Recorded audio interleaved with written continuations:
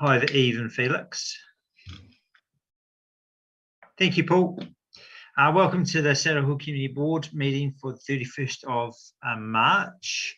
In our public forum, we've got Mr. Lees. Welcome, Mr. Lees, and Felix and Eve, who are going to have a chat to us about the funding application. So welcome, guys.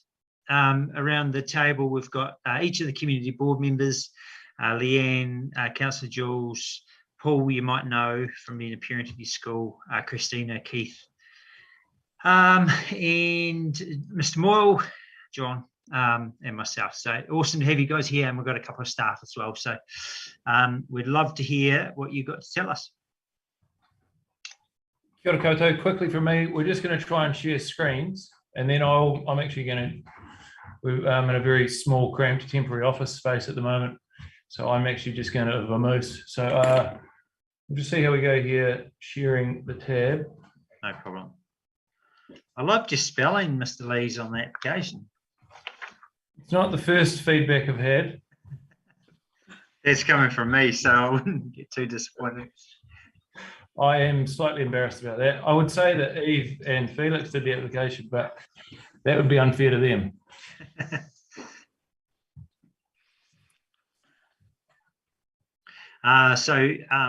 Felix and Eve, just so you guys know, the application's been received by the board.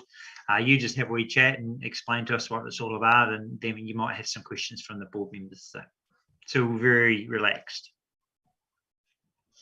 Can you guys see the slideshow, or can you? Oh, you are. You're looking at that one. Yep. Right. Well, we can see, I think, is it a desktop at the moment, Mr. Lees? You've got screenshot, and you got school holidays, Easter. Oh, sorry, so we're on the wrong screen share. Apologies, guys. This is always going to present some technical challenges. We might just move this one to here, which is going to mean that these guys may not see your faces, but at least that works, mate. Yep. How are we going there? Yeah, that's good. Yeah, you got it. Okay, we're still good? Yeah. Can you hear us? Yep. Thanks, guys, for your consideration. Thank you. Go on, squeeze on up there. I chose the shyest pupils, I promise you. Thanks, guys. Introduce yourself first of all, okay? I'm Felix. Yeah, I'm Eve, and we're both year 8s at Fairfield. I'm the Walton house captain. And yeah. Should we change the slide? Okay, here you go. And I'm the Piggy Warren house captain. So this is the map of the pump track that we plan to make, the bike track that we plan to make. And yeah, so we've got tunnels, giveaway signs, which will help people learning road rules and bike safety. We've got some stop signs as well. And yeah. So basically on the long straight, we're going to put in like an easy lane and a lane with obstacles and features for maybe more advanced riders or people who just want to take it easy and just have fun on that. Yeah. So there is many benefits, including the school facilities are a community hub. And most weekends we see birthdays, family picnics using the playgrounds, fields, swimming pools, and everything else. And we think that the bike track would help add to these activities and just make it an overall more fun time. Yeah, and also it can increase people's fitness level and their health. As I mentioned before, we've got giveaway signs and stop signs, which will help people's bike and scooter safety and road awareness. Some of the features we have planned will just improve overall skills and increase the knowledge of the road rules. It's also a good starter for anyone planning to do Redwoods or Signal Hill, so they can be confident and get their balance sorted. Yeah, and a promotion of the school track to be like where Dunedin people take like their kids to first learn how to ride a bike. I remember that's really important to me, learning how to ride a bike, and I reckon lots of kids will love doing it around school to make them feel more safe. Community events like the Relay for Life can use the bike track as a circuit for their event. So yeah, that's some of the many benefits. So far we've engaged with Bikes in Schools who helped us create the initial map design, and we've just added a couple extra features. Yeah, and we've asked community for interest, including like interested in parties and like drainage and for landscaping. We've formed a parent committee to support the design. Friends of Fairfield School to support our efforts. We'll work quoted, however, the final design is to like include more student input. So for like the students, because they're actually going to be the ones on it. So far we have our fundraising has been, we've had some online auctions, we've been selling firewood and a school fair raffle, and the fair never happened, but yeah, you can see the total $18,788 $54 for that. Bike on NZ, community donations, and our Mufti Day. And so far we have got a total of $26,172 $64 out of the $100,000 goal. Yeah, so we started the construction, or proposed start of the construction in stages in December 2022. Yeah. And so yeah. Thanks, guys. That's awesome. Am I right in thinking that this coincides with your, is it 100th anniversary of the school? And Did I make that up? I'm not sure about that, but and do you know, it might be an unfair question for you guys, but do you know how the remaining kind of almost $70,000 is going to be raised? we have we've got the Otago Community Trust and a couple other things. Yeah. Who should be helpful. So some grant applications, Felix, is that right? Yeah. And we're also gonna probably do some more Mufti days throughout to get some of that money. We've got discos and things like that planned. So Awesome, cool, thanks, guys. any other questions? Yeah, I do. This track, is it going to be, is it sort of going to be half asphalt, half sort of gravel, so you can mix up the scooters and like BMX bikes and things like that, so young kids on their scooters can cruise around on the hardest. So if you can see the rainbow colored things, the yellow, green, blue, and red things. Oh, no. That is all going to be asphalt. The rest will be gravel, and the little black outlined area is going to be like a pump track for scooters, kind of thing. So that will, yeah, it'll be asphalt. And then as well. the rest of that will all be gravel. Yep. Awesome. Yep. Any further questions for the students? No question, but I just want to say it's massive. It's way bigger than I thought. It looks super cool. So yeah, and great presentation, guys. Well done.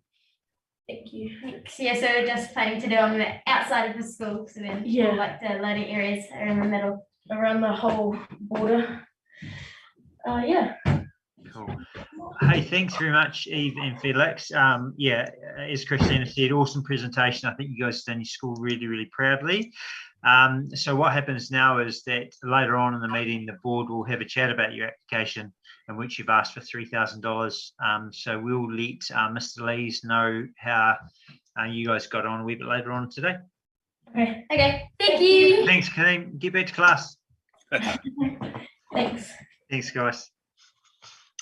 Okay, no apologies. I'd just like to welcome also Jill to the meeting as well. We're just going to modify the program a little bit, Jill, so we can get you on board a little bit earlier.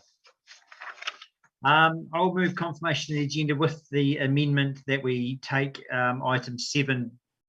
If we take the housing plan, which is currently item 8, before the funding application. Is somebody in favour of that? Thank you, Christina. All in favour? Yep. Right, very good. I'll move that. Christina seconds it. Declarations of interest. Just a reminder for that funding application or any other items that comes up, if you just indicate before we have a discussion. So Paul's identified that he has a conflict of interest in the Fairfield School application. So at that time, we'll get him to sit back. If anything else comes up, I'll move that. Happy to second that. Somebody? Thank you, Leanne. I'll move confirmation of the minutes from the 17th of February. Somebody happy to second that? Thank you, Paul. All in favour? Very good. Thank you. So item 8, which becomes 7, housing plan. Welcome, Jill. Thank you very much for coming in to have a chat to the Sarah Hill Community Board. Kia ora tātou, and this is the second of the community boards where I followed a very good presentation from schools. So that must be a thing at the moment. Sorry to interrupt you, Jill. Sorry to interrupt Scott and Jill. Scott, Rosie comes before Jill so that she can. Okay. Sorry, I thought that was the change. Okay, so we're going to have a chat to Rosie first. Yeah, please. Okay, my apologies, Jill. You can just rest easy. Sorry about that, Rosie. Awesome to have you here, Rosie, to feed back to the Saddle Hill Community Board how amazing your experience was when you recently had your leadership development opportunity. Yes, it was really good, and I'd like to thank you all for the funding that helped go towards it. It was a brilliant experience, and as well as having a lot of fun, there was a lot of learning involved. It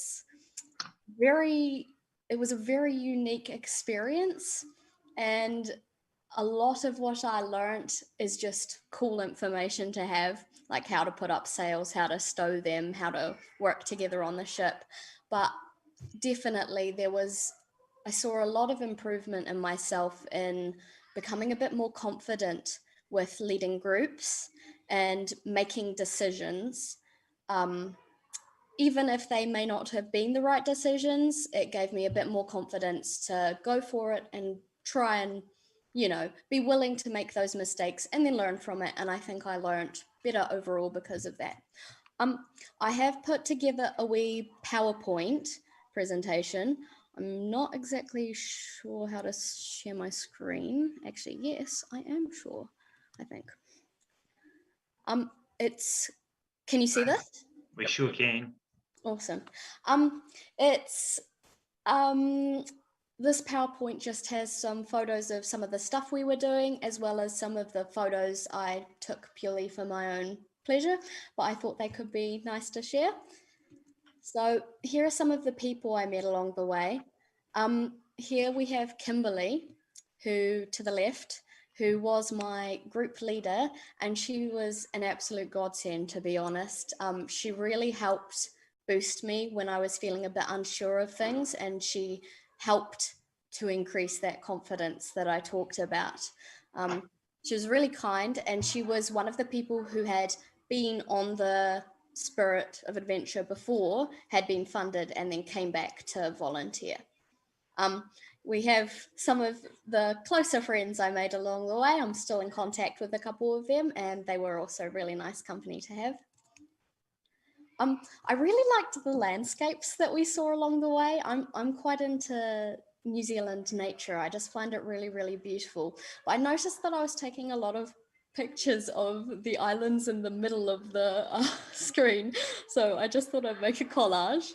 But you'll see down in the bottom right, there's an oil rig. I thought that was absolutely fascinating. I mean, I don't know much, but from my gut, I don't think I would like or to have seen an oil rig, but it's still quite an impressive thing to have seen in person.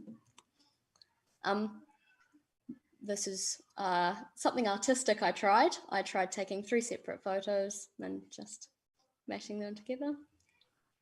This is me climbing up the mast for the first time. We were given harnesses, so all safety equipment was really up to date, and we did some practice on the ground before, so we got taught how to use the clips properly, we got taught how to put on the harness properly, and they checked it before we went up as well. I think I didn't go up too far this time, it was literally just to try climbing up, but it was really, really fun, especially on a rocking boat. I didn't get seasick, luckily. That's one of the good things I got out of this as well, is I now know I do not get seasick. This is the view from up the top of the crow's nest. This is a view from the bottom, just looking up. This is how close I got to the highest point of the ship. And these ones are looking down on the ship. It was very high. I think it might have been, oh, don't quote me on this. It was probably 15 or so meters up, but it may have been a bit more or a little bit less. Here's the Spirit of New Zealand with all 14 sails set up. So I now know that this type of ship has 14 sails. I will be honest, I did get very good at remembering the names of the sails, but 3 months later, they have slipped my mind a little. I do remember that this orange one here is called the party sail for some reason, maybe just because it's a bright color. But when we had this up, there was a good decent breeze going and we were going very fast. We rowed a motorboat next to the boat to go and see this and take these photos. It was, oh gosh, I'm not sure of the actual speed, but it'd probably be equivalent to 40 or 50 kilometers an hour. But I could be way off, but that's my estimate. Here are some photos I took that I'm quite proud of, just as artistic, personal things.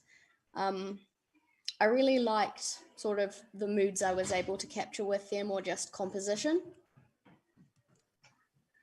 And here is the Spirit of Adventure of New Zealand from the top of a hill we hiked up, just zooming in and zooming in and zooming in. That's with all the sails down because, of course, we had docked there, we had put down the anchor.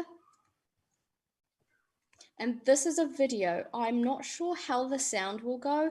It is a few minutes long. Would you guys like to see it, or would you like me to send it to you, Scott, so if people want to watch it, they can? What would you rather? No, I think we can watch it, Rosie. Give it a go. I'll just turn off the volume because I don't think it's going to work well coming out of my computer and back into my computer. I can sort of explain what's going on. Mm-hmm. This was when we first set out and first got the sails going. I thought the buoy was a pretty cool comparison just to show what sort of speed we were going. Wasn't very, very fast, but it was still decent. And, you know, being on a ship for the first time, I thought it was pretty impressive with only a couple of sails up. Here we had to use the motor because there was absolutely no wind, but it was really, really gorgeous. Lots of native forest, lots of bird song. You could hear the cicadas. Here it was definitely a bit more rough. The wind in this audio was horrendous. I don't have a proper microphone on my camera. This was one of the hikes we did. I think I got asked how I felt and I said, sweaty but good. Here, someone dropped their camera off of the bridge. They could not retrieve it. Luckily, it wasn't a really fancy one, but it's a camera, you know. That was the first mate, Nick, showing off, doing a backflip. And that is the bowsprit, where you can climb up onto. This is coming onto Great Barrier Island. We had to raft in, and I was in one of those rafts a moment ago, but managed to catch these guys coming in. No way I was bringing out my camera with waves breaking onto the behind of a boat. And that is Spirit of New Zealand going full lick with the sails, full sail up.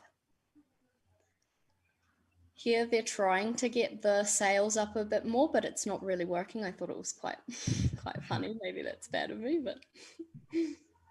And this is near the top of, yep, this is right out on the top of the sails of the ship. Sorry, the camera work's a bit shaky.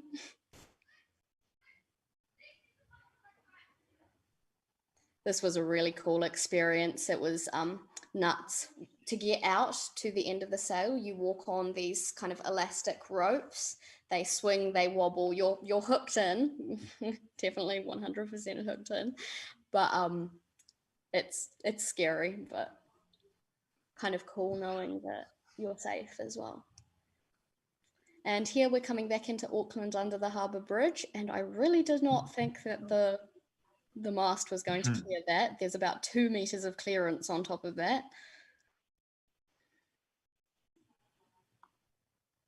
And that's the end of the adventure. I had such a good time, so thank you guys so much. I learned a lot. I met lots of good people, and I think as well it was just a really good thing to try out because I've never tried anything like that before, and now I know I really like it, and I'd definitely like to try some more of this sort of stuff in the future, or help out. I'm going to go back and help out. So thank you guys so much. This was a really wonderful experience, and I couldn't have done it without you. Is there anything else you'd like to know? Anything that I've missed out, or anything else? Thank you, Rosie. That was awesome. Any questions from the team? Christina.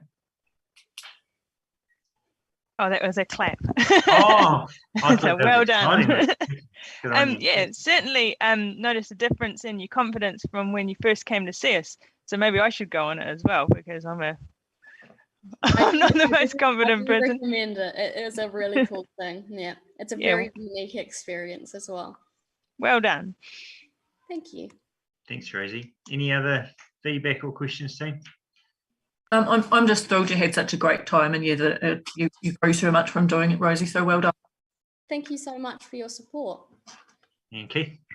Yeah, I just want to say, Rosie, what a credit to your family, and how I'm feeling proud just hearing you talk. That's awesome. What an amazing young lady, and so glad you're in our community. So thank you for that. Thank you. I hope I can help out with some more volunteer work through the next few years. Awesome. Thank you. Thanks, Rosie. And on behalf of the community, but also the community board, thanks very much for everything you do in terms of the surf club, your school, and your support with other young people. The idea of a youth ambassador award for us from a few years ago, I think Keith and John come up with the idea. It changed a little bit, but I think being able to support you under that regime worked really well. And what you've been able to achieve for yourself, but others, has been awesome. So thank you. Thank you. Is it all right if I leave? Or we'd prefer you to stay. Nah, maybe not. Okay. All right. Thank you so much. You can go back to class too. Yeah. Thank you. Thanks, Rosie. See you, mate. Very good. Sorry, Jill. I got you all excited and then to let you down. So welcome again, Jill. And community housing is certainly something that our board's pretty passionate about. We'd love to hear what ideas and thoughts that you've got on the go and we're working towards. Okay, so what I'll do is I'll give you a quick synopsis of how we got here and how it is that I'm doing this. And this is just an information thing. I've come from Kāinga Ora, which was previously Housing New Zealand. The Kāinga Ora legislation has changed in 2019 to include all of community. It was recognised by the local regional director and Sandy, the chief executive of the DCC, that the relationship between Kāinga Ora, or I'll say KO from now on, but between KO and the DCC needed to be strengthened. Part of that was aided by the fact that Tim, the regional director at the time, that was a new position based here, so having a senior manager based here, that was new. And then they hatched a plan to have me come across to the DCC. So I still actually am paid by Kāinga Ora, but I'm a gift to the DCC for 2 years. Nice gift. Yeah, so for KO, what I do is I ensure for any of the work that they have coming up, I ensure that the right people get around the table to discuss the pros and cons of any of their developments. They have targets of over 350 houses in the next 2 to 3 years in the Otago Southland region, which is huge.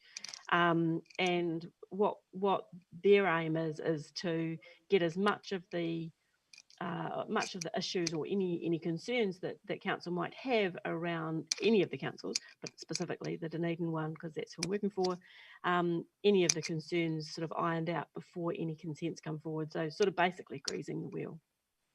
And the easiest way to do that is from inside. So set up monthly meetings and that sort of stuff. That's the sort of stuff that's happening for them. For the DCC, what has been recognised is that there needs to be a revision or a revising of the Mayor's Task Force for Housing, which I was part of from 2019. Times have changed since then. We obviously now do a lot of this. And obviously the housing market has gone a little cray-cray since then. So the housing across the council was held in a number of different areas. So it's held in property, it's held in planning, it's held in consents, it's held in a whole range of places.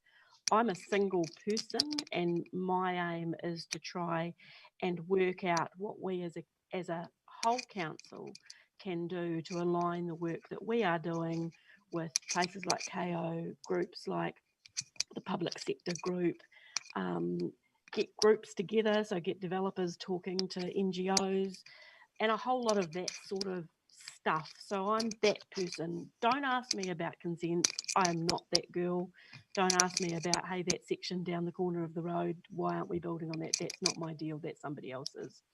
So my aim is to create a housing action plan. And so what I've been doing since July last year, which is when I came over, is I've been talking to everybody that will talk to me. So far, I've met about 70 odd individuals in about 30 groups. I have talked to age range from 17 to 90. I have talked to people who don't have a home at all, who have suffered, I've sat in homeless shelters, right through to multi-million-dollar people who are building multi-million-dollar homes. I've talked to disabled groups, you name it. If you want to talk to me, I will talk to you. So what I'm doing is I'm creating some sort of feedback from what those people are telling me, and I've themed that work up. That work has been themed up into 5 themes, and they go to council next week, to the community and culture. I don't know whether it's community and culture or culture and community, whichever way around that is, committee next week. And so they'll become public at that stage. And then it's about writing the plan and getting the actions started. So that's me in a nutshell. Awesome. Thanks, Jill. Keith was pretty keen for you to come along today.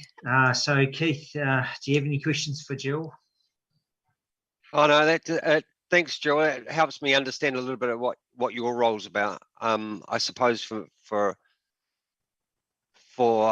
myself and the board was around Brighton's quite a unique wee area, and I know that Fairfield has got some provisions there, and so has Green Island. So Brighton became an area of interest for us, and that with the closing of the camping ground, it sort of again highlighted something that we'd been raising for a while now, but just the fact that there were people who were living in the camping ground that had to leave.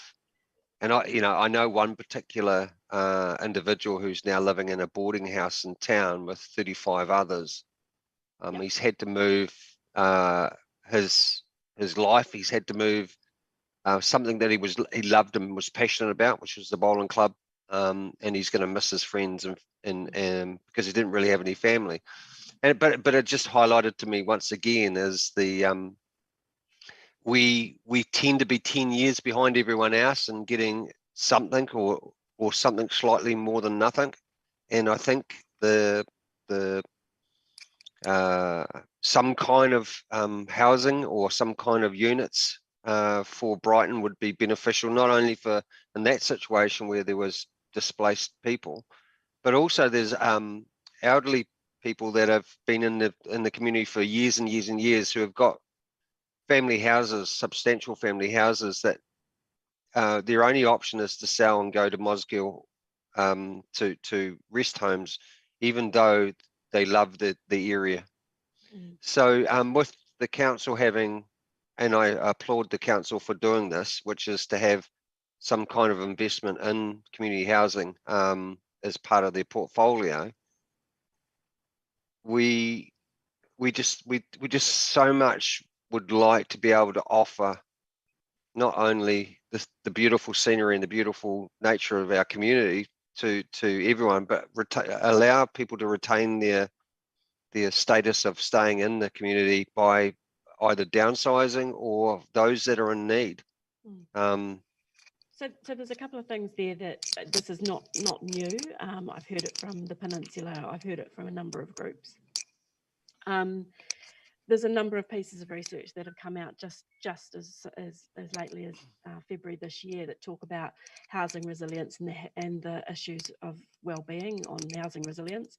And housing resilience is one of the or security of tenure, if you want, is something that is definitely part of the advocacy stuff. So at the moment, people have security of tenure only if they own their own homes and are financially able, or if they're in social housing where there's sort of no end to their tenancy agreement. And those sorts of conversations have definitely come up across the board, both in small areas and in the disability group. There are some areas where we're likely to do some advocacy work. And that's why it's really important that we align with the central government group that's here. So the central government group is all the senior managers of all the big ones. So health, education, MSD, corrections, that whole big group. And one of their goals is around housing and housing vulnerability.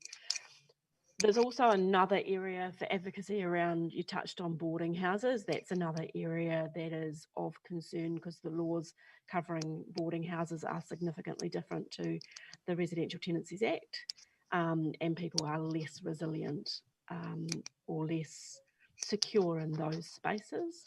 So there's a whole lot of work that is actually beyond just the council. It's actually national work, but there is, I believe, some level of flexibility in KO now, and that they are previously, before they got this new remit, their options were around social housing only. Now they also have responsibilities for, or not responsibilities, it's probably a little bit of a hard word. They also have an interest in things like progressive home ownership and affordable housing and all of those things. So that, like, there's a whole lot of cogs, if you like, that will help that situation, but we've all got to be on the same page and we've all got to be talking the same language. And my feeling is at the moment that we haven't been. We've been working in a whole lot of silos. Everybody's been doing great work, but we've been doing a whole lot of silo type work. So I hear you. And yes, I don't disagree. My ability to go and build houses is not there. That's not my thing. But it is my ability to advocate for some of those groups that are struggling. And already I can give you an example of something positive that's happened, which is really lovely. I was talking to a developer, quite a well-known developer in Dunedin, and I said to him that our disabled community, I know of one person who has a specific degenerative disease that actually physically can't get into her house right now. And she's waiting for enable funding, and enable funding is what will create her home to make it accessible for her. That process takes about 18 months. So she's couch surfing effectively with someone else while that process goes through it's a DHB process. So she physically can't get into her home. And he said, well, if I was building houses now, what changes need to be happening? And I said, just put in 850 doors. If you put in an 850 door, that means a pram, a walker, a wheelchair can get through it. And he came back to me that day. He said the difference between me putting a 750 or a 760 door and an 850 door is $5 a door, and I will do it for every house that I build from now on. That's an example of him just not knowing what he doesn't know. And I think that's some of the stuff that has been being uncovered in my conversations. People don't know what they don't know. And I think there's huge, I've heard huge positivity from people around wanting to work together. So I'm sorry I can't share the themes with you today because they haven't gone through council yet. They go through council on Tuesday. So as soon as they become more public, I'll be able to share them with you, and you'll see the sorts of things, the sorts of conversations that have been being had. I know that the council's got 20 million, over 10 years or whatever it is. I suppose, and I get what you're saying. I suppose the concern I have is that money is starting to be spent now. So someone's making a decision, I assume at some point or now, to where they're either purchasing or building council for units. And so my concern is, while we keep having this conversation and units are getting built, but not in our area. So I suppose for me, it's wanting to know where are they getting built and when are they getting built, and when, is our area in the mix? And that's what I want. That's what I want to know. Because if they were to say we're building 5 units in Melbourne Street in South Dunedin this year, and they'll be completed by 2023. There's 10 units going in at Concord, at whatever.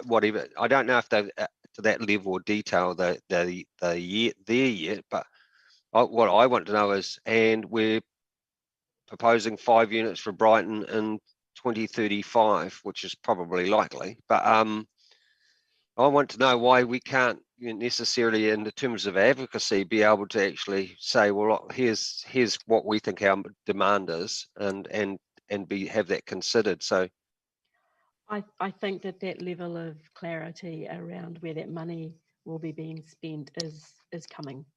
There's a huge piece of work happening right now. Okay. Cool.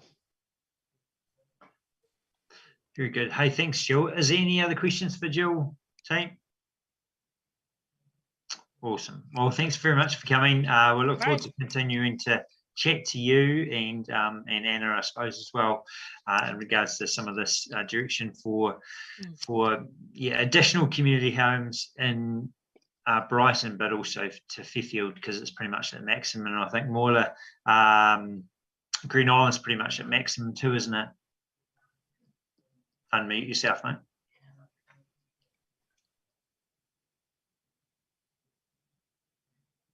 We I think Green Island faces the same as challenges as everyone else. Like Keith said, people are big houses, family move away, but there is nowhere to go. There's some independent flats, and there's the Hunterville flats, which are the only DCC block of flats, which have been there for a while. But yeah, your older community, they going to Mosgiel to downsize because there's, I suppose, lack of space, lack of opened up land for building, flat land. But yeah, the lack of opening up land is just a 30-year blight of local government, really. I think in the Green Island space, especially, there is some in parts of it, there are some relaxing of the size of the subdivision spaces, so the size of the sections, but I'd have to double check that. And yes, we do have an issue with a number of our homes being underutilised. So we've got, singles living in large family homes because either they can't afford or they don't have anything appropriate to move to. So yeah, that is an issue. There's issues at both ends of the scale. So there's issues for people who want to downsize, but there's also issues for people wanting to get into homes. Yeah, and I think it's the whole pipeline. The flats in Green Island are probably past their best days as well. And I think they're on the plan for complete demolish and rebuild. The ones in Green Island, and the Hunterville flats have to be 40 plus years as well. They are still quite tidy, but it's I mean, lack of flat land in our area because geography just doesn't lead to a lot of it. Yeah. And there's no point putting flats for disabled or elderly people at the top of bloody hill where you can't get anywhere. So it's a difficult one. Yeah, we have a bit of a perfect storm. We have a growing population. We have topographical concerns because most of Dunedin is quite steep. We have an aging population. We have a whole quarter of the whole area of the city which is actually not necessarily accessible in the student quarter, which is not necessarily accessible to anybody else, or so that there's a whole area of the city which we can't look at redeveloping because it's actually taken up with student housing. There's a whole lot of issues that are causing some massive shortfalls, and as I say, that whole pipeline, there are shortfalls. We just have to actually get everybody into the conversations and get some groups working together, because I've said this in pretty much every conversation that I've had. If you look across both the public and the private sector, there is probably enough money. We just have to work together and work out how we can do it. And it might take some more creative solutions, but we just have to be a bit embracing of those. Dunedin hasn't done that before, and it's a little bit, in some ways, people are a little scared. But we have to be a little bit creative about how we do things. And it could be that, person A owns the land and person B owns the house, or trust A owns the land and person B owns the house. And I like there's so many options. The biggest thing is that we're not alone. This is a nationwide, in fact, sometimes a worldwide problem. We've just got to be thankful that we're not Melbourne, going from 5 million to 8 million in 5 years, which is what they are identified as becoming. So yeah, there's a whole lot of problems, but there's also a whole lot of really creative solutions that we can come up with. But we've all got to be talking. Thanks, Joe. Well, if you're forming a working party, we'd nominate Keith McFadgen to be a part of that if you'd like. As a community advocate, he's certainly real passionate about this and has been for a long time. It's not just a one meeting. You quite happy for that, Keith? Thanks. Yep. No, very good. Hey, thanks for your time today, Joe. No problems. Cheers. Okay, moving along, funding application. So Fairfield Primary School, as we've heard just a little bit earlier, have asked for $3,000 towards their $100,000 project. It seems a significant amount of money to build, but it is, as Christina said, it's a really big project, and having Dr. Scarlett Hegan on board with Bike School, certainly I think for me gives it a lot of credibility. In terms of the project, just to note that Paul will step back from discussions and the outcome of this. So, any thoughts, questions, or comments? Chris, sorry, Leanne. I'm happy to support, but yeah, I'm very aware that the Walton Park pump track is close by. I'm very aware that the Playfair Street skate area is close by, and yeah, I think it is very clear that it will be available for the rest of the community as well. But yeah, I'm just kind of noting that, yeah, because it's close, they've got a lot of resource there.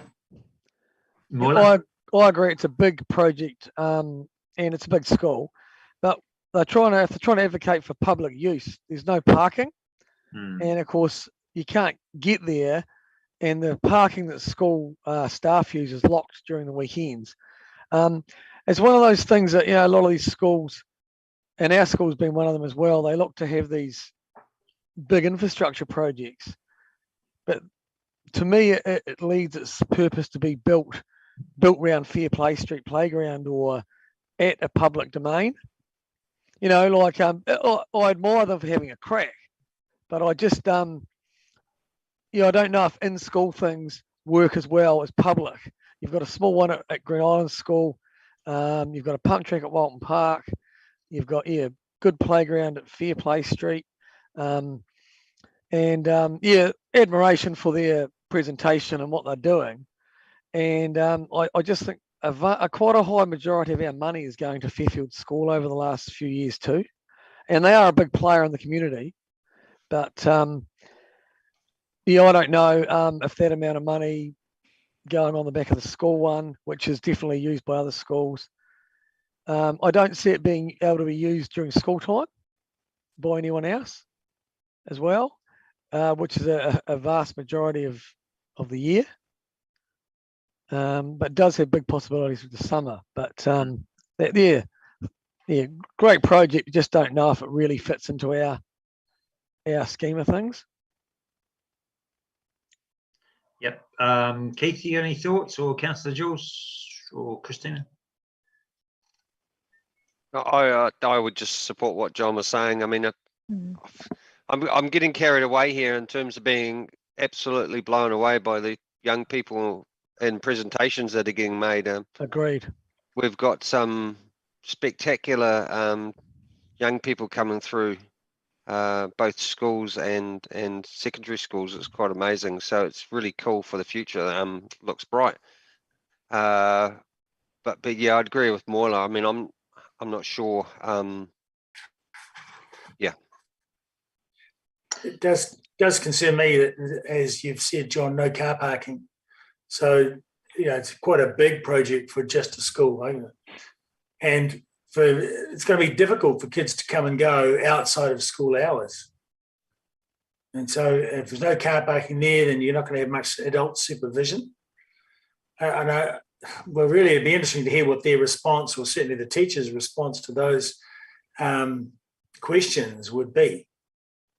Because, you know, you have a whole lot of kids hanging around a school after school hours, or going down to the track to ride around Saturday and Sunday, unfortunately can lead to trouble. Agreed. And I mean, you know, I suppose there's lighting and all that sort of stuff, safety. I mean, our school is quite open, and the only time there's issues is after school hours. You're quite right.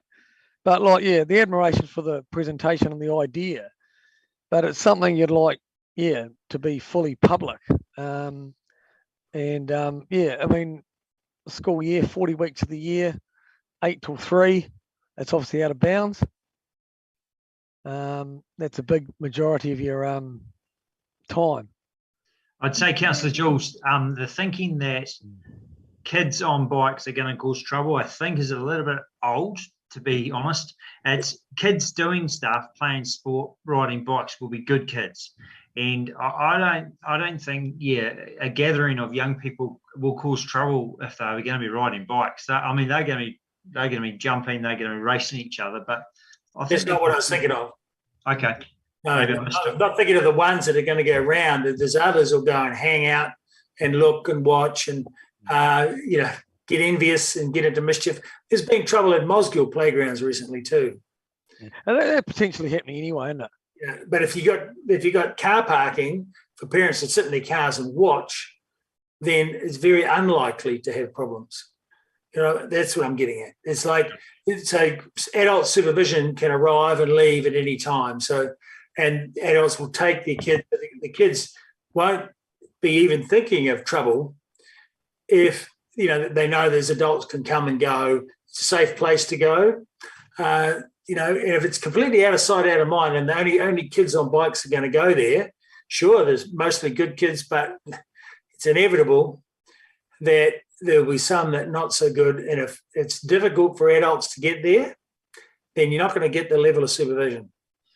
I mean, we can ask that of possibility of supervision, you know. We can ask that, or we can certainly share that sort of thought or concern onto Mr. Lees one way or another, whether we're supportive of or not supportive of this. So, Leanne or Christina, do you guys have any thoughts? You can still park on the street. It's not in the middle of nowhere, and in terms of it only being able to be used outside of school time, you could argue that with the pool, and we've helped fund things for the pool before as well. So just take that into account. All right. Somebody want to make a motion one way or another? I'm happy to support some because it's a drop in the bucket. And to be honest, even if they raised 100,000 and said, let's put it on over by the skate park, it's probably never going to happen. So I'm happy to support. But if someone is not happy with 3,000, if they want to suggest a different amount, that's cool with me.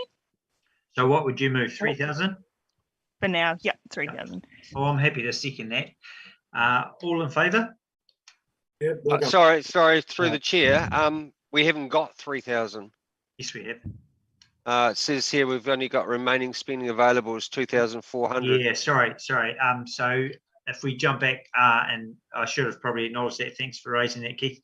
So that 5,000 that we tagged for the Delta Drive playground, what we've discovered, and we missed some communication, or I missed some communication late last year when basically we were informed that that project is going to be entirely funded by the Dunedin City Council in the year 23-24.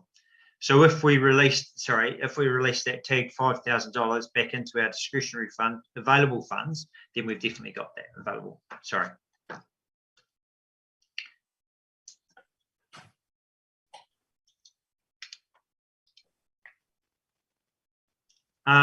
So we've got a motion, a second, all in favour? One, No. two. Yeah. So one against. Keith, what was your vote? Against? So 1, 2, 3, 4, 4, 2 against, and 1 stand aside. So motion passed.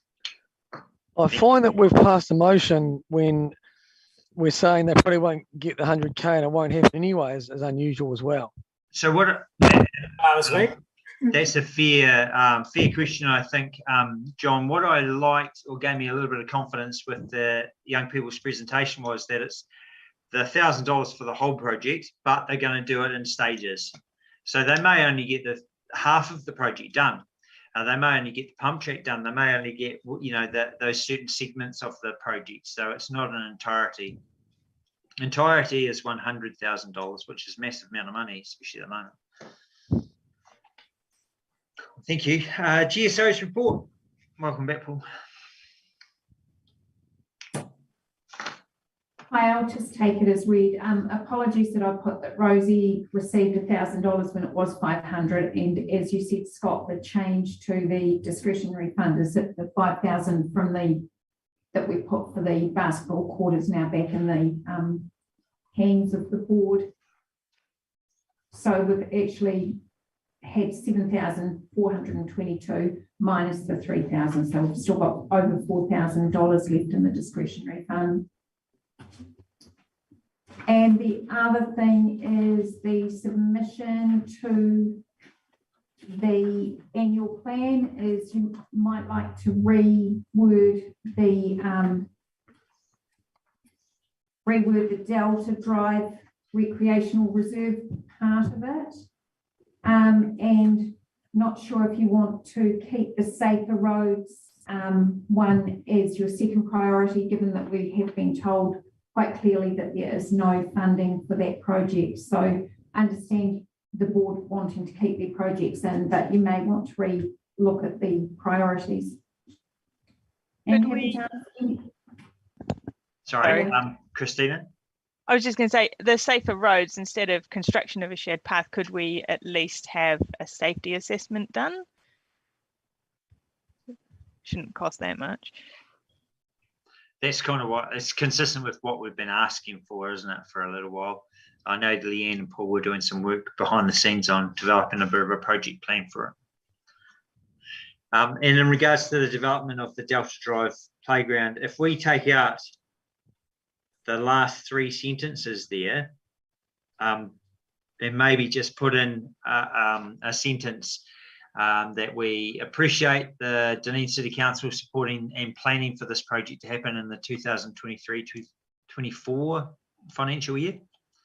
I think that'll kind of give the validity that we've actually asked the people, this is what they've told us that they want. We've got some census engagement, and we know that the council have, committed to that, and we're just thanking them really for it. Absolutely, I can do that. I'll update that and recirculate it. Thank you. Any other comments for the GSO's report? No, I'll note the report and approve the annual plan. Somebody happy to second that? Thank you, Leanne. All in favour? Very good, thank you. Board updates. Keep Dunedin beautiful. Yeah, I was an apology at the last meeting, and we haven't really got anything on the go at the moment. But as Leanne mentioned earlier, the mosaic project workshops are going ahead, so hopefully we'll hear something more about that soon. And the chorus box is looking really, really good, and we had great feedback on our Facebook page about that, and the graffiti guard should be going on in the next couple of weeks. Awesome. Thanks for the work you've done there, Christina. Coastal June Regeneration Program. So as I mentioned earlier, I've touched base with Paul Pope, and he, with one of his hats on, he has kind of been involved with working with the prison to get the seedlings of PKR planted, grown, germinated, and now Delta, who are the contractor, will be spraying the June marron grass, and then it's a matter of just gathering some people together to go and plant that. So hopefully that'll happen soon.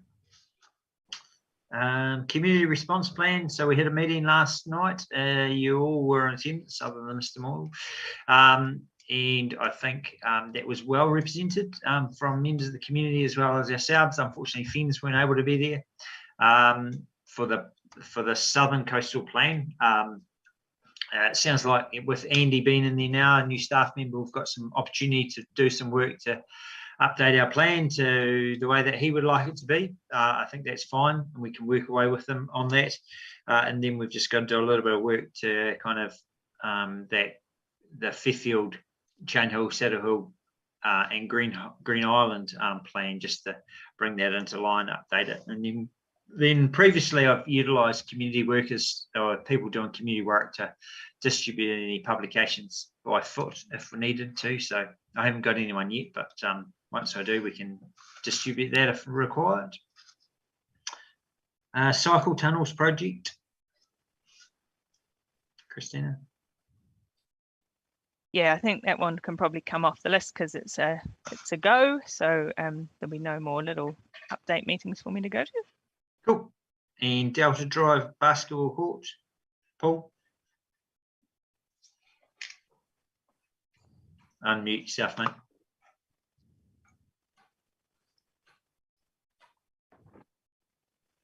Yeah, how's that? Good. Yeah, well, I think, we know where we are now with the email coming in from the council, 2023, 24, it's on their radar. Maybe we need to try and define what we want there, or what gives a bang for a buck, so to speak.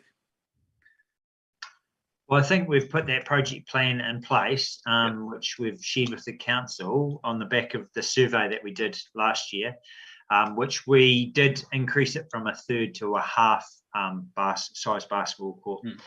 Yeah, and obviously there's going to be a reasonable amount of drainage and stuff that needs to be done as well. Keith? So do we, now we've got that good news, can we confirm with council that it is a half court, and then can we put that out to, can we publish it A, on the Facebook page, and B, out to residents to let them know that that is going to happen? Yeah, well, I think whatever the date was that I mentioned earlier, we'll catch up with an open offer to anyone that might be available with Parks and Reserve staff, so we can just confirm that with them. But we did receive writing from David last year about that. So. Yeah, we'll just keep. Might pay just to check out what the final design is and see if we can add anything into it. Yep. Cool. Cool. And might just pop another one there. Buses. Do you want to talk about transportation, transportation, Leanne? Certainly can. There hasn't been a huge amount of progress. Obviously, ORC, Go Bus, etc., are struggling with COVID, shortage of bus drivers and things anyway. So it seems a little bit too much to expect much to happen in that regard. At the moment, there have been a few changes. They're currently looking at a bus from Green Island to Otago boys, Otago girls. I'm not sure if that's been confirmed yet, but it's in the pipeline. And I'm still working with Julian to try and get better connections between Brighton and Green Island and Mosgiel for Torrey, because there's still quite long delays. There's only one bus at 4 o'clock for kids to get school, and yet home from school and they're not getting to school in time. So just working with that. We've suggested that perhaps they could reschedule the 3 o'clock bus till 3:30, because there's hardly anyone on the 3 o'clock bus. So if they can jiggle it to make it suit the school kids better, that will be a really good result. But they certainly can't put on any additional services at the moment. And is there anything about the Belmac? Is the Otago girls, Otago boys open to the schools on the hill and Belmac, or would it just be specific to Otago girls, Otago boys? I'm not 100% sure. I'd like to think it's going past that that would be available to them as well, but I'm not 100% sure. Yeah, because Cora Valley Road route would actually service 1, 2, 3, 4, 5, 6, 7 schools. Yeah. Potentially, which might make it quite popular. Yeah. Yeah.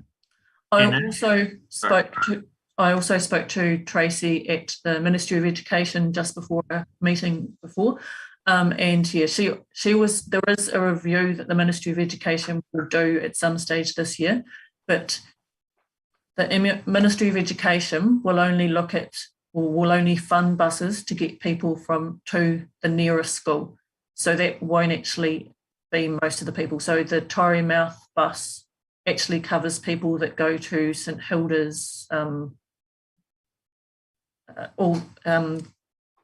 McLean. Yeah, all the kind of private schools. Yeah, no, it's just the feedback that the Belmac's probably the one because the kids are so young. Yeah. There's no easy route from Green Island, Fairfield, Concord, so forth to get to Belmac. It's either into town and back, and obviously kids are only 10. Yeah. And high school kids, I agree a bit more. But that route, wouldn't go door to door, but it would be enough to cater for those schools. Yeah, agreed. Yeah. But the ORC have been in contact with Belmac School, and apparently Belmac are happy with the current arrangement. I don't know how they've come to that result, but that's what I've been told. Yeah, the MOE review may help some of the Torrey connections, but most of it they're just wiping their hands off because it isn't the school necessarily affected the schools that are closest to where people live. Right. Anna? Or Lynn, one of you two. You've got your hand up. It's a wee white hand. That's your cursor, Scott. Oh, really? I wondered why it was weird colour. How do you see that? Thank you. Oh, funny, because I was like, I thought it was just Anna being Flash with a white one. Very good. Thank you, Leanne, again for all the work that you've been doing there. Gee whiz. Yeah, good on you. Thank you. Thank you. But yeah, I'll keep in contact with Julian. Been away the last week or so, but yeah, hopefully we'll get a bit more progress. But yeah, I'll just keep pushing. Cool. And Leanne and or Paul, I know you guys were doing a wee bit of a project on that cycle walkway. Have you managed to do anything more on that one? No, Leanne has actually been a little bit slack and hasn't done anything on that yet. Yeah, sorry. I've gone out and measured it and stuff, but yeah, COVID sort of interrupted, then we haven't got back onto it, but yeah. Okay, cool. Yeah, we'll get there. Thank you. Chairperson's report. So supposed to be doing a drive around with Andrew and Ian Martin, I think, tomorrow. But I actually just seen my email that they've cancelled it. COVID struck them, would you believe? And so that's going to have to be rescheduled. So the plan there was to re-look at the lay-bys along Torrey Mouth Road There's been a little bit of community feedback about some of those, would you believe? Look at Martin Road and look at the general road condition of the streets in Waldronville. But so that's just going to have to be rescheduled again. Once that comes out, I'll share that around, and if anyone's around or available, you're most welcome. A meeting with the park, so that's on the 11th of April from 1 o'clock. I'm not sure exactly on the location, but again, just an opportunity to kind of share our priorities, find out what their priorities are, and see if we can't marry them up, or at least have a level of greater understanding from our behalf about the work that those guys are doing in and around our area, which is, significant. We've got Anzac Day coming up, and they just sent me an email the other day about the wreaths and things, so just more the normal business as usual there at Green Island, is it? Well, I had to wait until last Wednesday's announcement about numbers because, of course, we couldn't plan anything. And at that point, the cadet service weren't allowed to attend anything. They are still not allowed, which is a bit bizarre. But on going forward, because obviously the Green Park crowd is quite substantial. And but now there's no hindrance on outdoor gatherings. But yeah, so we'll rock on with ours, and just hopefully the Defence Force will supply the cadets like they normally do. But at this stage, they still aren't allowed, so it's a bit weird. Sorry to butt in, John. Isn't it? It's changed to not recommended. They're allowed but not recommended. Well, by government. Yeah, well, so there's no capping on crowds outside, so that meant we could have something. The cadet service had said that they were told they shouldn't attend and look after the veterans' welfare. Yeah. But we only have cadets to do our caterflower guard and all that sort of stuff. But they haven't got back to me since the change of announcements. Yeah. So I don't really know if I'll be there at this stage. Yeah. But we can still have a service. My other guys can come to the party. Cool. Thank you. And Brighton, we don't have anything to do with the organising of it. It's organised by the local club. At the moment, I'm in between night shifts, so I'll intend on being there. But if anyone else wants to come along, they'd be most welcome. Either of those services, obviously.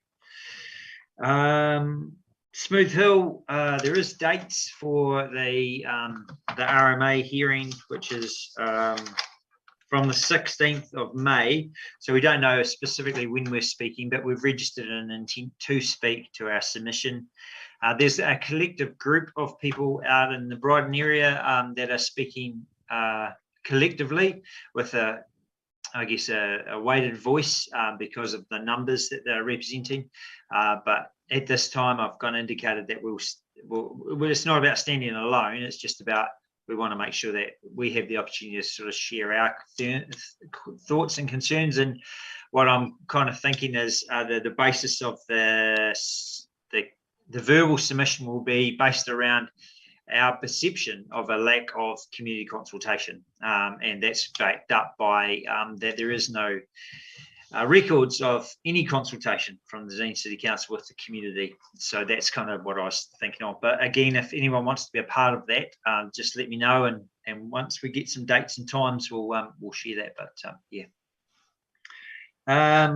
Seaview Road, Leanne and I had the opportunity to meet with Sebastian from Transportation at Seaview Road, just to have a look at that corner, Keith, scroll to the road on Seaview Road, and then the ongoing community feedback that we get around the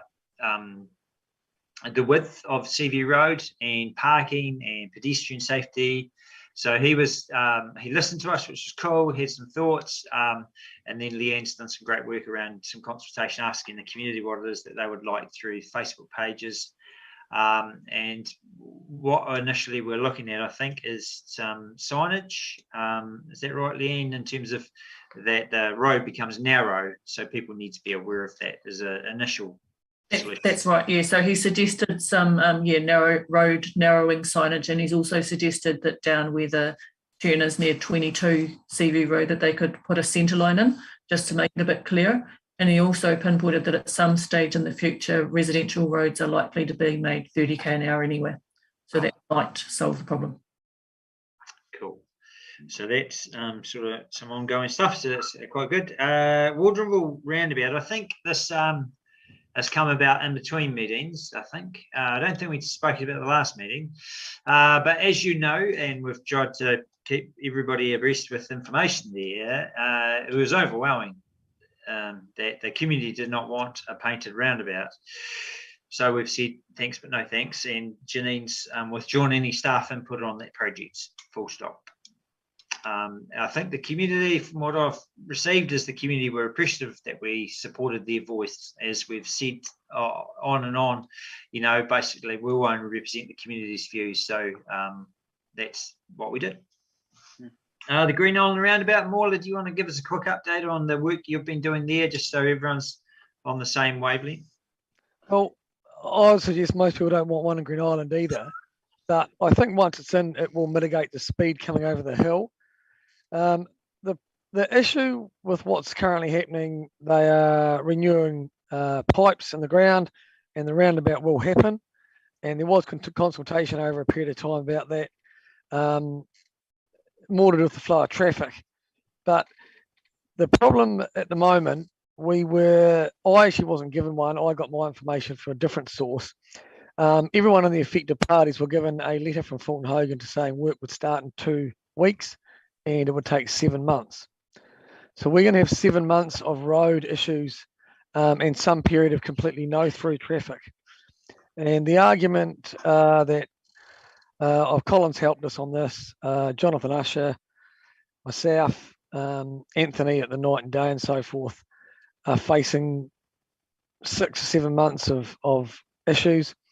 We feel it's not the work that has to be done, it's the traffic management, which is the problem. We don't feel that Fulton Hogan are being sympathetic to the needs of businesses and people, and they've closed that whole intersection off for their own benefit, but not for the benefits of residents. They've been going for 3 weeks now, and the through road of Shan Street could have been open that entire time.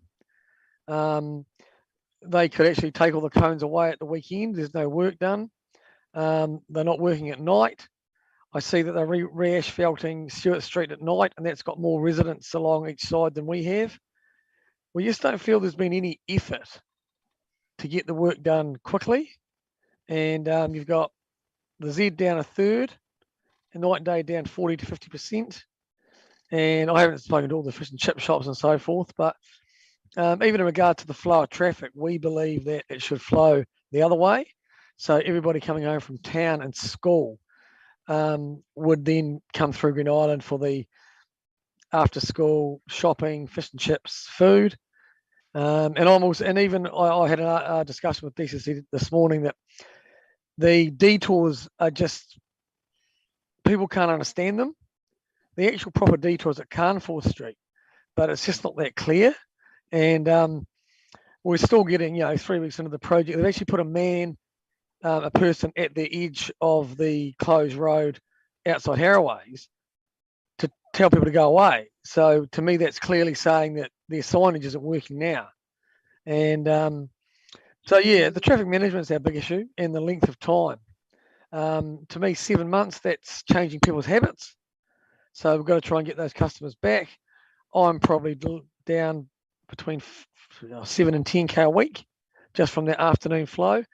And we're getting a lot of traffic coming to the car park because they take the detour and they get to Green Island School, and then they try to get in Howden Street, and it's one way as well. So they're coming through the car park. So that's the argument, but we just don't really seem to be getting anywhere with Fulton Hogan, and they just seem to be carrying on. Thanks, Morla. So more just wanted everyone to have an understanding of what was happening. Technically, it's not in our area, I get that, but Morla's certainly been sort of talking with people to try and make things a little bit easier for the residents as well as the business owners. So thank you. I'll move my report. Somebody help me second that. Thanks, Christina. Very good. And Councillor Raddick's report. Yes. Thank you. There's a couple of significant things happened since our last Saddle Hill Community Board meeting on the 22nd of February. There was a council meeting where we received the final report on the Waikoiti Karatani lead and water issue. And so it's resolved that there was no lead in the water. There was certainly lead in some of the pipes and the fittings. And so once that was isolated and determined, the pipes, most of the pipes have been replaced already. And there's submissions to government about the future quality of fittings for use throughout New Zealand. And of course, there's notices for the people out there to run their water for a little bit before they use it. But there is no lead in the water, and neither was there ever lead in the water at source, at reservoir, or from the river. Then there was the St. Clair, St. Kilda coastal plan, which allows for all manner of possibilities of things to be done, but there's no specific program of work to be done, but various things that will be done about will be discussed as we go forward. And the other one that might affect some people in semi-rural areas like Saddle Hill is the keeping of roosters. You'll now need permission to keep roosters because there is quite an ongoing issue with complaints about roosters. So I think it's a good solution that you'll need. And there was nothing, well, I didn't see there was anything much else of significance to us in that meeting on the 22nd of February, other than the fact that we had a notice of motion to join with the Three Waters lobby group, Communities for Local Democracy. And so there was a narrow vote of council 8-7 to join that group, which is about half of New Zealand. So we did that on the 22nd of February. And then between then and the meeting earlier this week, we had a meeting with the ORC and the DCC regarding public transport, where school buses and such like were mentioned. And, there is the ongoing issue of how do we get more usage of the buses and how best to, with that from the DCC side, because ORC run the buses. So it was mostly in the nature of general discussion and listening to what everyone had to say regarding their thoughts about public transport. But the hope and plan is that there'll be ongoing meetings between. So I hope it would be all councillors, that any councillor that wanted to attend from either side, either authority, and then ongoing discussions about how to maximise usage of the buses. So input from the public will be gratefully received by myself and other councillors on the Dunedin City Council side and conveyed at that meeting. If you have any, obviously, Leanne, you're very well informed on the issue. So I'm happy to speak directly to the councillors, of which some are very well informed, and my expectation is the bus guy will be there each time. So that was good. And then we had a meeting this week on the 29th, where the C4L, the motion to join C4LD was rescinded, and so now we're leaving C4LD. We're not going to be part of it. We're not going to be lobbying the government on Three Waters through them. And that was probably the big excitement of that meeting, although the Otago rally is on for April and the road closures are all approved. So there'll be something possibly happening in the Saddle Hill area. And other than that, I think that's it. Thanks, Councillor. Just in regards to that combined meeting with the ORC, which is fantastic, do you think your colleagues are aware that a lot of students from rural communities, not just the Saddle Hill Community Board, are actually getting to school late at 9:30 in the morning, and what is shortly our 5th month of the year? Like that's just not good enough. And I don't think so, no. So how do we make them aware of what this challenge is? Because what we've tried is Leanne's been working away, having meetings, having conversations. There has been some media interest, but I mean, the reality is we are the 5th month very, very soon. Yeah. 4th month, sorry. 4th month. Look, I have not done any investigation on it, but Leanne has done a lot. I don't know that any councillors, Dunedin City councillors, have done any investigation. no one mentioned it from the ORC on that day. However, I'm very happy to take a list and start proceedings. So in other words, discuss it around my colleagues and discuss it around ORC colleagues. Yeah, and I can certainly forward you some information, Jules. Yes, please. Basically those essential details, and so that those very specific questions can be asked, and I can raise it prior to the meeting.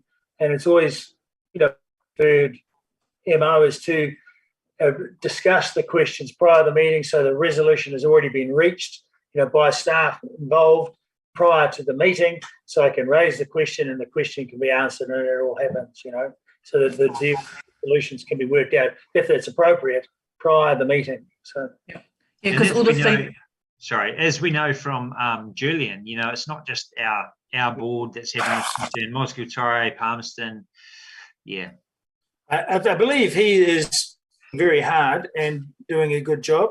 Everyone says that. However, if there's still kids arriving half an hour late to school or 3/4 of an hour late to school, it's not ideal. It's quite disruptive for their school day.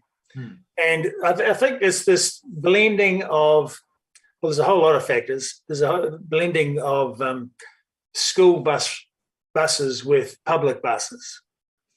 And so the school kids are jumping on public as opposed to having a specific school bus only.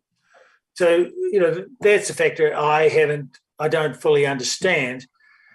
And, the funding of buses is a bulk funding thing. So there's very little incentive to have greater usage of buses.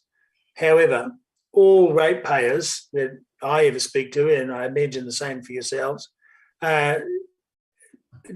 like seeing empty or near empty buses driving around, because the transportation portion of ORC rates is the largest portion, and ORC rates have gone up very significantly this last year, and the next year they plan to go up again. So anything I can do and the DCC can do in our discussions with them in terms of infrastructure, maybe bus stops in certain places, and just feedback from citizens to them, I think is very helpful.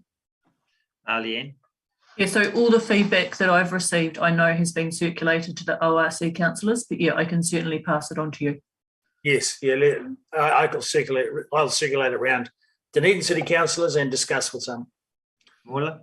Thank you. And just not so in regard to the school buses, but the ORC bus stops have reared their head again in the main street of Green Island. And so this has been a 6-year discussion. And we still don't know, or the DCC don't know either, about where they're doing them in conjunction with this roundabout project, raised crossings and so forth. I've said to the DCC, how about holding off the raised crossings until we understand where the super stops will be, because the ORC want crossings at super stops, and we don't have 3 raised crossings, then add 2 more. But we can't get a definitive answer out of the ORC as to what they actually want. And multiple people have changed, have moved on. So very difficult to get an answer and to get the works that are happening and the timing in sync. And as I say, we're 6 years down the track now. Well, is a question for Leanne. Are you in direct contact with Julian from ORC? Yes, I'm in regular contact with him. Yes. So would you like to address that? Well, this is bus stops, not necessarily school routes. It's bus stops and bus hubs. But if ORC knew, and I'm more than happy to speak to Julian as well, you can copy me into that because I'm on infrastructure, because I imagine it'll be DCC that does the planning for those bus stops once they're decided and installs them. Communication with Simon Drew, when he let us know about the roundabout and so forth, he said that there was no decisive decision yet. So it's hard to know. Well, the more we can ask the question. Yeah, the more we can get to Julian, he's directly into the staff and ORC, and I can certainly ask the question of councillors. Yeah, and I can certainly talk to Julian, but I'll do it through Great Green Island as well, because obviously it's just out of our territory. Yes, another good reason for us to be joined together. Cool, thank you. Any other questions for Councillor? No, very good. Are you happy to move your report? I'll second it, Councillor. Absolutely. Thank you.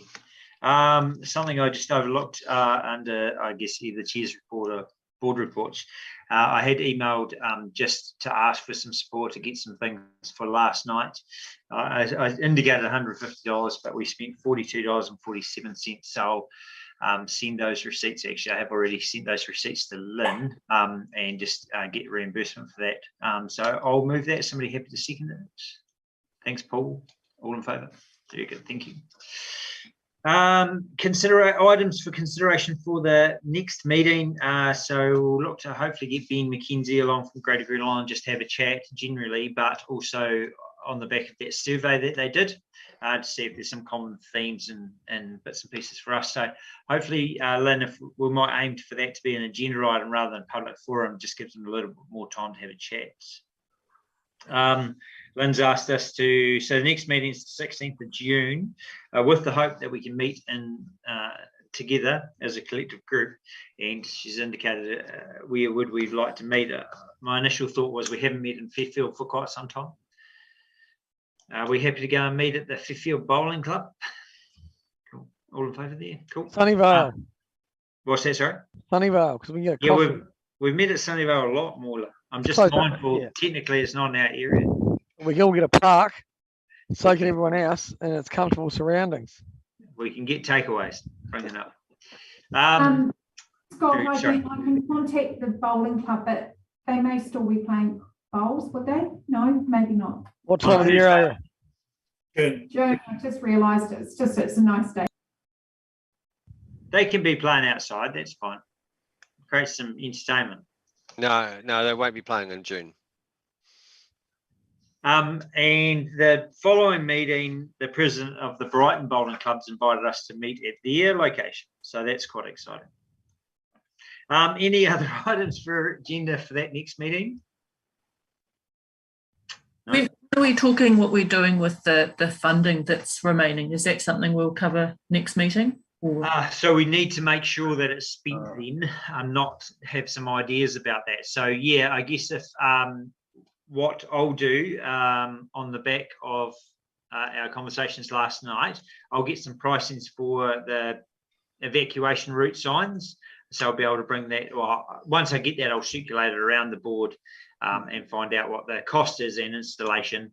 That's a potential spend of money from that. Yep. And then also we've got to potentially look at whether it's, well, it won't be in this financial year, but this expo concept, which is a great idea, but I don't think we'll be able to spend that money within because we have to spend that money by the end of June.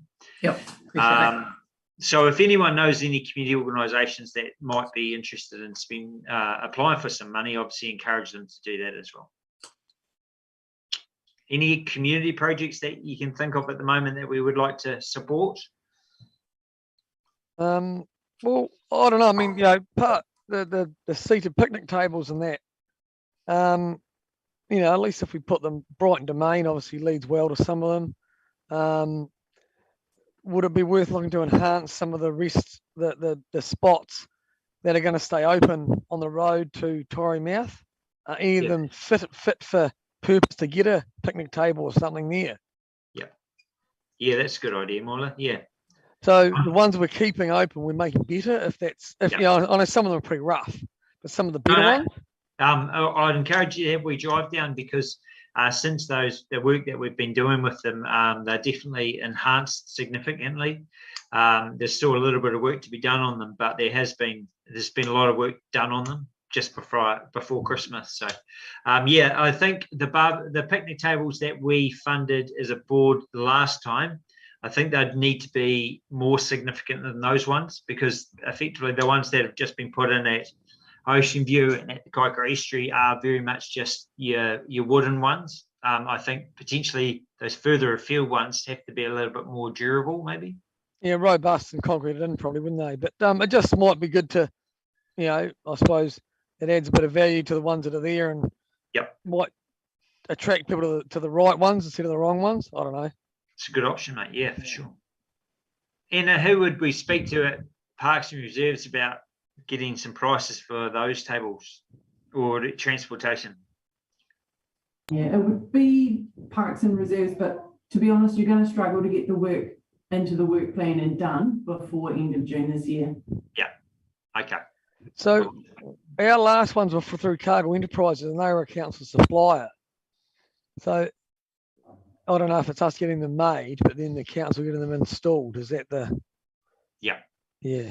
Well, we can pay for the whole. We were very fortunate. So basically, we brought 2 tables. We carried it forward that we would then this financial year pay for the installation, but through council department, Parks and Reserves agreed that they would fund the installation this time, as in the ones that we've just had not long had in. Yeah. Cool. Okay. Very good. No other agenda items. Cool. I'll move that we close the meeting. Thank you very much for your attendance and participation.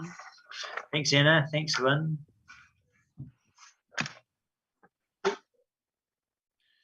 Just to be